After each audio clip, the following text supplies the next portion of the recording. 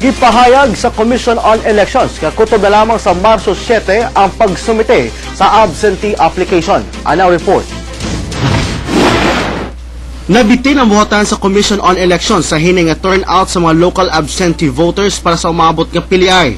Sumala ni Commissioner Rene Sarmiento nga usa ka libo pa lang ang nakasumite silang buhatan. Dinhangtod karong Domingo na lamang ang deadline sa pagdawat sa aplikasyon sa maong programa. Tungod niini nanawagan si Sarmiento para sa tanang empleyado sa gobyerno nga adunay pabago-bago nga destinasyon ang trabaho sama sa Philippine National Police, Armed Forces of the Philippines, Bureau of Jail Management and Penology, Bureau of Corrections, mga magtutudlog uban palakip na ang mga media nga mokuha na sa local absentee voting para magamit ng ilang katungod sa pagboto maski wala sila sa ilang lugar.